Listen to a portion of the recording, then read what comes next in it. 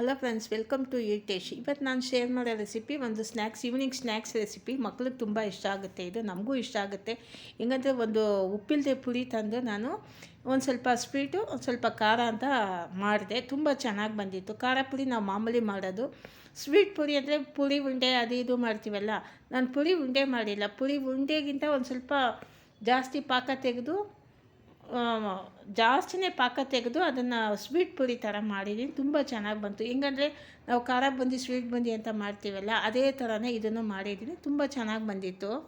ಬನ್ನಿ ಫ್ರೆಂಡ್ಸ್, ಇದನ್ನು ಹೆಂಗೆ ಮಾಡೋದಂತ ನೋಡ್ಕೊಳ್ಳೋಣ. ಅದಕ್ಕೂ ಮುಂಚೆ ನನ್ನ ವೀಡಿಯೋ ಫಸ್ಟ್ ಟೈಮ್ ನೋಡೋದಾದರೆ ಸಬ್ಸ್ಕ್ರೈಬ್ ಮಾಡ್ಕೊಂಡು ನೋಡಿ, ಪಕ್ಕದಲ್ಲಿರೋ ಬೆಲ್ಲೈಕನ್ನ ಪ್ರೆಸ್ ಮಾಡಿ. ನಾನು ಹಾಕೋ ವೀಡಿಯೋ ನಿಮ್ಗೆ ತಕ್ಷಣ ಬರುತ್ತೆ. ಫ್ರೆಂಡ್ಸ್, ನಾನು ಇದಕ್ಕೆ ಮೊದಲು ಒಂದು ಒಣಶುಂಠಿ ತೊಗೊಂಡಿದ್ದೀನಿ. 1 ಇಂಚಷ್ಟು ಒಣಶುಂಠಿ ತೊಗೊಂಡು ಅದ್ರ ಜೊತೆಗೆ ಒಂದು 4 ಏಲಕ್ಕಿ ಹಾಕಿ ಚೆನ್ನಾಗಿ ನೈಸಾಗಿ ಕುಟ್ಕೊಂಡಿದ್ದೀನಿ. ಆಮೇಲೆ ಜಲ್ದಿ ಮಾಡ್ಕೊಳ್ಳೋಣ. ಫಸ್ಟ್ ಇದನ್ನು ಕುಟ್ಕೊಳ್ಳೋಣ. ಇದಕ್ಕೆ ಬೇಕಾಗಿರೋದು ಒಣಶುಂಠಿ ಏಲಕ್ಕಿ ಪೌಡ್ರು. ಅದರಿಂದ ಇದನ್ನು ಕುಟ್ಕೊಂಡು ಆಮೇಲೆ ಜಲ್ದಿ ಮಾಡ್ಕೊಳ್ಳೋಣ ಅಂತ ಈಗ ನಾವು ತೋರಿಸ್ತಾ ಇರೋದು. ಈಗ ಇದು ಚೆನ್ನಾಗಿ ಕುಟ್ಕೋಬೇಕು. ಇದನ್ನು ನೈಸಾಗಿ ಕುಟ್ಕೊಳ್ಳಿ. ಒಂದು ಸ್ವಲ್ಪ ನಾವು ಜಲ್ದಿ ಮಾಡ್ಕೊಳ್ಳೋಣ, ಏನು ತೊಂದರೆ ಇಲ್ಲ. ಇದಕ್ಕೆ ಬೇಕಾಗಿರೋದು ಇದು. ಮತ್ತು ಇದಕ್ಕೆ ಉಪ್ಪಿಲ್ಲದೆ ಪುರಿ ಬೇಕು. ಉಪ್ಪಿಲ್ಲದೆ ಪುರಿಯಲ್ಲಿ ಮಾಡಿದ್ರೇ ಚೆನ್ನಾಗಿರೋದು. ಉಪ್ಪಿದ್ರೆ ಅದು ಚೆನ್ನಾಗಿರಲ್ಲ, ಅದು ಬರೀ ಮಸಾಲ ಪೂರಿಗೆ ಮಾತ್ರ ಆಗುತ್ತೆ. ಇದು ಉಪ್ಪಿಲ್ಲದೆ ಪೂರಿ ತಂದು ನಾನು ಈ ಪುರಿಯಲ್ಲಿ 2 ಥರ ಸ್ವೀಟ್ ಮಾಡಿದ್ದೀನಿ. ಒಂದು ಸ್ವೀಟು ಒಂದು ಖಾರ ಅಂತ. ಸ್ನ್ಯಾಕ್ಸ್ ತುಂಬ ಚೆನ್ನಾಗಿ ಬಂದಿತ್ತು. ಫ್ರೆಂಡ್ಸ್, ಈಗ ನಾವು ಪುರಿನ ಅಳತೆ ಮಾಡ್ಕೊಳ್ಳೋಣ. ನಾನು 3 ಸೇರು ಅಳತೆ ಮಾಡಿದ್ದೀನಿ. ಉಪ್ಪಿಲ್ಲದೆ ಇರೋದೆ. ಉಪ್ಪಿಲ್ಲದೆ ಇರೋ ಪುರಿ ತಂದ್ರೇ ಚೆನ್ನಾಗಿರೋದು. ನೀವು ಉಪ್ಪಿರೋದು ಸ್ವೀಟ್ ಮಾಡಿದ್ರೆ ಆ ಪುರಿಯಲ್ಲಿ ಚೆನ್ನಾಗಿ ಬರೋಲ್ಲ. ಮಸಾಲ ಪುರಿ ಚೆನ್ನಾಗಿರುತ್ತೆ. ನಾನು ಉಪ್ಪಿಲ್ಲದೆ ಪುರಿಯಲ್ಲಿ ಸ್ವೀಟ್ ಮಾಡ್ತೀನಿ. ಈಗ ಇದರಲ್ಲೇ ಮಸಾಲನೂ ಹಾಕಿದ್ದೀನಿ ನಾನು. ನೋಡಿ, ಚೆನ್ನಾಗಿ ಗರಿ ಗರಿಯಾಗಿದೆ. ಒಂದು ಸ್ವಲ್ಪ ನೀವು ಹಂಗೆ ಮೆತ್ತಿಗೆ ಏನಾದರೂ ಇದ್ದರೆ ಒಂದು ಸ್ವಲ್ಪ ಬಿಸಿ ಮಾಡ್ಕೊಳ್ಳಿ. ಈಗ 100 ಗ್ರಾಮ್ ಅಷ್ಟು ಕಪ್ಪೆಳ್ಳು, ಇದನ್ನು ಫ್ರೈ ಮಾಡ್ಕೋಬೇಕು. ಅದು ಸಿಡಿಯೋ ತನಕ ಫ್ರೈ ಮಾಡ್ಕೊಳ್ಳಿ. ಜಾಸ್ತಿ ಏನು ಬೇಕಿಲ್ಲ, ಸಿಡಿದ್ರೆ ಸಾಕು. ಮೀಡಿಯಮ್ ಫ್ಲೇಮ್ ಇಟ್ಟರೆ ಇದು ಬೇಗ ಆಗುತ್ತೆ. ಈ ಪುಡಿ ಜೊತೆಗೆ ಕಪ್ಪೆಳ್ಳು ಹಾಕಿದ್ರೆ ಟೇಸ್ಟ್ ತುಂಬ ಚೆನ್ನಾಗಿ ಬರುತ್ತೆ. ಬೇಕಾದರೆ ನಾವು ಕೊಬ್ಬರಿನ ಸಣ್ಣ ಸಣ್ಣ ಪೀಸಾಗಿ ತುಪ್ಪದಲ್ಲಿ ಹುರಿದ್ಬಿಟ್ಟು ಹಾಕ್ಬೋದು. ಮಕ್ಕಳು ಅದನ್ನು ಸಪ್ರೇಟಾಗಿ ಇರ್ತಾರಂತ ನಾನು ಈ ಸತಿ ಅದನ್ನು ಹಾಕಿಲ್ಲ, ಎಳ್ಳು ಮಾತ್ರ ಹಾಕಿದ್ದೀನಿ. ಈಗ 1 ಸ್ಪೂನಷ್ಟು ಬೆಣ್ಣೆ ಬಾಣಲಿಗೆ ಹಾಕಿದ್ದೀನಿ. ಅದು ಕರಗಲಿ. 1 ಸ್ಪೂನ್ ಬೆಣ್ಣೆ ಸಾಕು. ಇಲ್ಲ ಬೆಣ್ಣೆ ಇಲ್ಲ ಅಂದರೆ ನೀವು 1 ಸ್ಪೂನ್ ತುಪ್ಪ ಹಾಕ್ಕೋಬೋದು.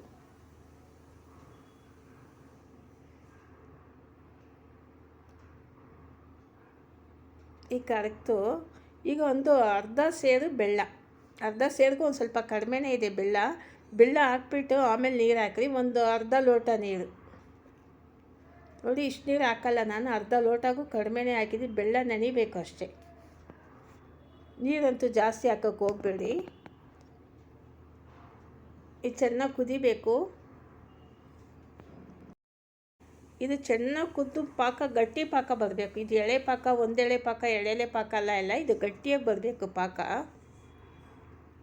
ನಾವು ಪುಡಿ ಉಂಡೆನೂ ಹೆಚ್ಚು ಕಡಿಮೆ ಇದೇ ಥರನೇ ಮಾಡೋದು. ಆದರೆ ಪಾಕ ಅದಕ್ಕೊಂದು ಸ್ವಲ್ಪ ಕಡಿಮೆ ಪಾಕ ತೆಗಿತೀನಿ. ಇದಕ್ಕೆ ಗಟ್ಟಿ ಪಾಕ ತೆಗೆದಿದ್ದೀನಿ. ಇದು ಕುದೀತಾ ಕುದೀತಾ ಕಲರ್ ಡಾರ್ಕ್ ಆಗುತ್ತೆ ನೋಡಿ, ನಿಮಗೆ ಗೊತ್ತಾಗುತ್ತೆ. ಗಟ್ಟಿಯಾಗಿದೆ ನೋಡಿ, ಗಟ್ಟಿ ಪಾಕ. ಎಳೆ ಪಾಕ ತೆಗೆದ್ರೆ ಅಂಟುತ್ತೆ ಹಂಗೆ ನಾವು ಪುರಿ ಹಾಕಿದ್ರೆ. ಇದು ಗಟ್ಟಿ ಪಾಕ ತೆಗೆದ್ರೆ ಹಾಕಿದ ತಕ್ಷಣ ಡ್ರೈ ಆಗುತ್ತೆ. ಅದರಿಂದ ಗಟ್ಟಿ ಪಾಕ ತೆಗೆದೆ ಚೆನ್ನಾಗಿ ಬಂತು ಸ್ವೀಟು. ಅದು ಎಳ್ಳು ಹಾಕೋದ್ರಿಂದ ಟೇಸ್ಟು ತುಂಬ ಚೆನ್ನಾಗಿರುತ್ತೆ. ನೀವು ಬೇಕಾದರೆ ಕೊಬ್ಬರಿನೂ ಹಾಕಿ ಟ್ರೈ ಮಾಡ್ಕೊಳ್ಳಿ, ತುಂಬ ಚೆನ್ನಾಗಿ ಬರುತ್ತೆ. ಇನ್ನೊಂದು ಒಳ್ಳೇದು, ಮೈಗೆ ಒಳ್ಳೆಯದು, ಮಕ್ಕಳು ಇಷ್ಟಪಟ್ಟು ತಿಂತಾರೆ. ಸ್ವೀಟೇ ನಾನು ಜಾಸ್ತಿ ಮಾಡಿದೆ, ಖಾರ ಒಂದು ಸ್ವಲ್ಪನೇ ಮಾಡಿದೆ, ಸ್ವೀಟ್ ಜಾಸ್ತಿ ಮಾಡಿದ್ದೀನಿ. ಇದನ್ನು ಪುರಿ ಉಂಡೆನೂ ಮಾಡ್ಕೋಬೋದು. ಅದು ಹೆಚ್ಚು ಕಡಿಮೆ ಇದೇ ರೀತಿಯೇ. ಪಾಕ ತೆಗೆಯೋದು ಮಾತ್ರ ಬೇರೆ. ನೋಡಿ, ಪಾಕ ಚೆನ್ನಾಗಿ ಗಟ್ಟಿಯಾಗಿದೆ. ನಾವು ಪುರಿ ಉಂಡೆಗೆ ಅಂದರೆ ಇವಾಗ ಹಾಕ್ಬಿಡ್ಬೇಕು. ಇದು ನಾನು ಇನ್ನೂ ಕಲಿಸ್ತಾನೆ ಇದ್ದೀನಿ ನೋಡಿ. ಬಾಣಲಿಯಲ್ಲಿ ಅಂಟದೆ ಬರುತ್ತಲ್ಲ, ಆವಾಗ ಹಾಕಬೇಕು. ಈಗ ಬಾಣಲಿಯಲ್ಲಿ ಅಂಟ್ತಾ ಇಲ್ಲ. 1 ಪಿಂಚ್ ಉಪ್ಪು ಹಾಕಿದ್ದೀನಿ. ಈಗ ನಾನು ಶುಂಠಿ ಮತ್ತು ಏಲಕ್ಕಿ ಕುಟ್ಟಿದ್ನಲ್ಲ, ಅದನ್ನು ಹಾಕಿ 1 ಸ್ಪೂನು ಜಲ್ದಿ ಮಾಡ್ಕೊಂಡಿದ್ದೀನಿ. ಈ ಪುರಿ ಉಂಡೆಗೆ ಒಂದು 5 ನಿಮಿಷಕ್ಕೆ ಮುಂಚೆನೇ ಹಾಕ್ಬಿಡಬೇಕು. ಈಗ ಎಳ್ಳು ಹಾಕಿ ಮಿಕ್ಸ್ ಮಾಡ್ಕೊಳ್ಳೋಣ. ಈಗ ಪುರಿ, ಈಗ ಇದನ್ನು ಚೆನ್ನಾಗಿ ಮಿಕ್ಸ್ ಮಾಡ್ಕೊಳ್ಳಿ. ಸ್ಟವ್ ಆಫ್ ಮಾಡಿಬಿಟ್ಟೆ ನಾನು. ಪಾಕ ಬಾಣಲಿಯಲ್ಲಿ ಅಂಟದೆ ಬರುತ್ತಲ್ಲ, ಆವಾಗ ಹಾಕಬೇಕು. ನೀವು ಪುರಿ ಉಂಡೆಗೆ ಇನ್ನೊಂದು ಸ್ವಲ್ಪ ಮುಂಚೆನೇ ಹಾಕ್ಬಿಡ್ಬೇಕು. ಇದು ಗಟ್ಟಿ ಪಾಕ. ಇದು ತುಂಬ ಗಟ್ಟಿ ಪಾಕ ಆದರೆ ಪುರಿ ಉಂಡೆ ಚೆನ್ನಾಗಿ ಬರೋಲ್ಲ. ಇದು ನಾನು ಪುರಿ ಉಂಡೆ ಎಲ್ಲ ಮಾಡ್ತಾ ಇರೋದು, ಬರೀ ಬಿಡಿ ಬಿಡಿಯಾಗಿ ಸ್ವೀಟ್ ಪುರಿ ಮಾಡ್ತಾಯಿದ್ದೀನಿ. ನೀವು ಬೇಕಾದರೆ ಇದಕ್ಕೆ ಡ್ರೈ ಫ್ರೂಟ್ಸು ಹಾಕ್ಕೊಂಡು ತಿನ್ಬೋದು, ತುಂಬ ಚೆನ್ನಾಗಿರುತ್ತೆ. ಎಳ್ಳೇ ಚೆನ್ನಾಗಿರುತ್ತೆ, ಎಳ್ಳಂದರೆ ಮಧ್ಯ ನಮ್ಮ ಬಾಯಿಗೆ ಸಿಗುತ್ತಲ್ಲ, ಅದು ಟೇಸ್ಟ್ ತುಂಬ ಚೆನ್ನಾಗಿರುತ್ತೆ. ಇನ್ನೊಂದು, ಎಳ್ಳು ಮೈಗೂ ಒಳ್ಳೆಯದು. ನೀವು ಪುಡಿ ಹಾಕಿದ ತಕ್ಷಣ ಆವಾಗಲೇ ಮಿಕ್ಸ್ ಮಾಡಿಬಿಡಿ, ಇಲ್ಲಾಂದರೆ ಕೆಳಗಡೆ ಬೆಲ್ಲ ಗಟ್ಟಿಯಾಗಿರುತ್ತೆ. ತಕ್ಷಣ ಚೆನ್ನಾಗಿ ಮಿಕ್ಸ್ ಮಾಡ್ಕೊಳ್ಳಿ. ಪುಡಿ ಎಲ್ಲ ಮಿಕ್ಸ್ ಆಗಂಗೆ ಕ್ಲೀನಾಗಿ ಮಿಕ್ಸ್ ಮಾಡ್ತಾನೆ ಬನ್ನಿ, ಇಲ್ಲಾಂದರೆ ಗಟ್ಟಿನೇ ಆಗುತ್ತೆ. ಪುಡಿ ಒಂದು ಮೇಲಿರೋದು ಹಂಗೆ ಇರುತ್ತೆ, ಸ್ವೀಟ್ ಇರಲ್ಲ.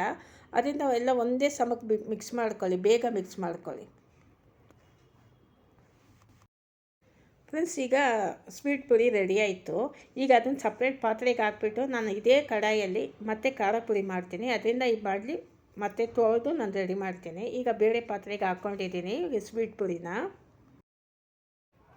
ಇದನ್ನು ನಾವು ಗಾಳಿ ಹೋಗದೆ ಒಂದು ಬಾಕ್ಸಿಗೆ ಹಾಕಿ ಕ್ಲೀನಾಗಿ ಮುಚ್ಚಿಟ್ಕೊಂಡ್ರೆ 1 ವಾರ 10-15 ದಿವಸ ತನಕ ಮಕ್ಕಳು ಕೊಡ್ಬೋದು, ನಾವು ತೊಗೋಬೋದು. ತುಂಬ ಚೆನ್ನಾಗಿರುತ್ತೆ, ಟೀ ಟೈಮ್ ಸ್ನ್ಯಾಕ್ಸ್ ಅಂತ. ಇದ್ರ ಜೊತೆಗೆ ಕಾಂಬಿನೇಷನ್ ಖಾರ ಪುಡಿನೂ ಮಾಡ್ತಾಯಿದ್ದೀನಿ. ಈಗ ಚೆನ್ನಾಗಿ ರೆಡಿಯಾಗಿದೆ ಫ್ರೆಂಡ್ಸ್. ಇದೊಂದು ಸ್ವಲ್ಪ ತಣ್ಣಗಾಯಿತು. ನಾನು ಬೇರೆ ಒಂದು ಪಾತ್ರೆಗೆ ಹಾಕಿ ಕ್ಲೀನಾಗಿ ಹೇರ್ ಟೈಟ್ನಿಂಗ್ ಕ್ಲೀನಾಗಿ ಮುಚ್ಚಿಟ್ಬಿಟ್ಟೆ. ನನಗೆ 1 ವಾರದಿಂದ 10 ದಿವಸ ಬರುತ್ತೆ ಇದು.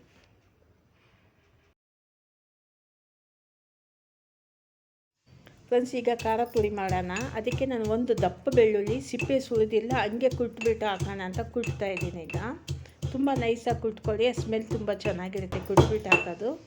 ಅದು ಸಿಪ್ಪೆ ಸುಳಿದೇ ಹಾಕಬೇಕು, ತುಂಬ ಚೆನ್ನಾಗಿರುತ್ತೆ. ಎಣ್ಣೆ ಹಾಕಿದ್ದೀನಿ. ಎಣ್ಣೆ 1 ಕಪ್ಪಷ್ಟು ಎಣ್ಣೆ ಹಾಕಿ ಫಸ್ಟು ನಾನು 100 ಗ್ರಾಮಷ್ಟು ಕಡಲೆಕಾಯಿ ಬೀಜ ಫ್ರೈ ಮಾಡ್ಕೊಳ್ತೀನಿ.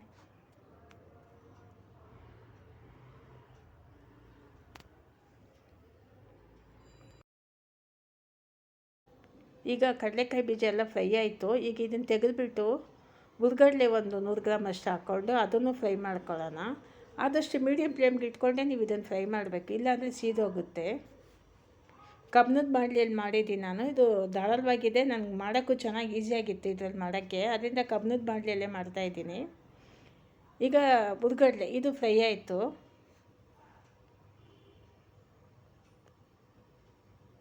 ಚೆನ್ನಾಗಿ ಫ್ರೈ ಆಗಿದೆ ನೋಡಿ.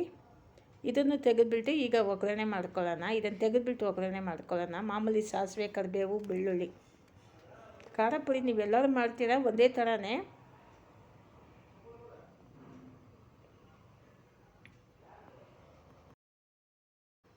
ಈಗ ಹುರ್ಗಡ್ಲೆ ಎಲ್ಲ ತೆಗೆದಿದ್ದಾಯಿತು. ಸಾಸಿವೆ ಒಂದು ಸ್ವಲ್ಪ ಧಾರಾಳವಾಗಿ ಹಾಕ್ಕೊಳ್ಳಿ.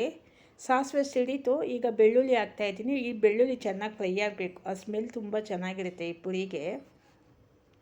ಈಗ ಕರಿಬೇವು ಒಂದು ಸ್ವಲ್ಪ ಧಾರಾಳವಾಗೇ ಸೇರಿಸ್ಕೊಳ್ಳಿ, ಇದಕ್ಕೆ ಚೆನ್ನಾಗಿರುತ್ತೆ. ಈಗ ಇದೆಲ್ಲ ಫ್ರೈ ಆಯಿತು ನೋಡಿ, ಚೆನ್ನಾಗಿ ಫ್ರೈ ಆಗಿದೆ.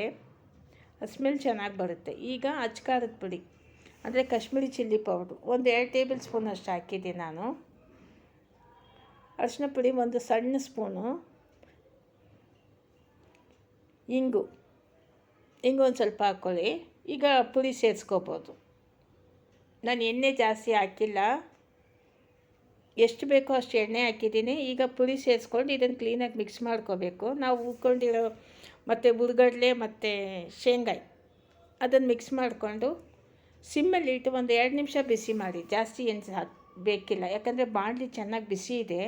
ಅದರಿಂದ ತುಂಬ ಏನು ಬಿಸಿ ಮಾಡಬೇಕು ಅನ್ನೋದು ಅವಶ್ಯಕತೆ ಏನಿಲ್ಲ. ಆ ಬಿಸಿಯಲ್ಲೇ ಚೆನ್ನಾಗಿ ಬಿಸಿ ಆಗುತ್ತೆ ಅದು.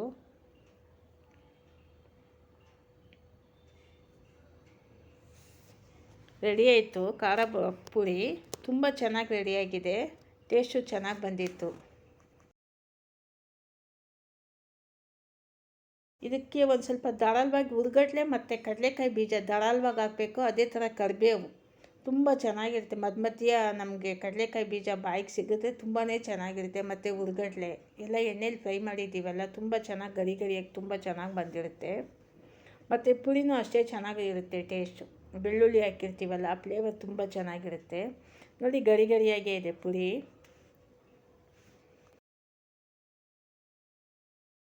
ಫ್ರೆಂಡ್ಸ್, ಈವ್ನಿಂಗ್ ಟೈಮ್ದು ಟೀ ಟೈಮ್ ಸ್ನ್ಯಾಕ್ಸು ತುಂಬ ಚೆನ್ನಾಗಿ ರೆಡಿಯಾಗಿದೆ. ಖಾರ ಪುಡಿ ಮತ್ತು ಸ್ವೀಟ್ ಪುಡಿ, ಅದು ಈ ಸೀಸನ್ ಚಳಿ ಸೀಸನ್ ತುಂಬ ಚೆನ್ನಾಗಿರುತ್ತೆ. ಇದು ಕಾಂಬಿನೇಷನ್ ತುಂಬ ಚೆನ್ನಾಗಿದೆ. ಏನಂದರೆ ಸ್ವೀಟ್ ಪುಡಿ ಒಂದು ಸ್ವಲ್ಪ, ಖಾರ ಪುಡಿ ಒಂದು ಸ್ವಲ್ಪ ಅಂತ. ತುಂಬ ಇದು ತಿಂದ್ಬಿಟ್ಟು ನಾವು 1 ಗ್ಲಾಸ್ ಟೀ ಕುಡಿದ್ರೆ ಸಾಕು, ಈವ್ನಿಂಗ್ ಸ್ನ್ಯಾಕ್ಸ್ ರೆಡಿ ಆಯಿತು ಫ್ರೆಂಡ್ಸ್. ಫ್ರೆಂಡ್ಸ್, ನಿಮಗೆ ಈ ವಿಡಿಯೋ ಇಷ್ಟ ಆದರೆ ಶೇರ್ ಮಾಡಿ, ಲೈಕ್ ಮಾಡಿ, ಸಬ್ಸ್ಕ್ರೈಬ್ ಮಾಡಿ. ನನ್ನ ವಿಡಿಯೋ ಸಬ್ಸ್ಕ್ರೈಬ್ ಮಾಡದೆ ನೋಡ್ತಾ ಇರೋರು ಜಾಸ್ತಿ, ಎಲ್ಲ ಸಬ್ಸ್ಕ್ರೈಬ್ ಮಾಡ್ಕೊಂಡು ನೋಡಿ ಫ್ರೆಂಡ್ಸ್.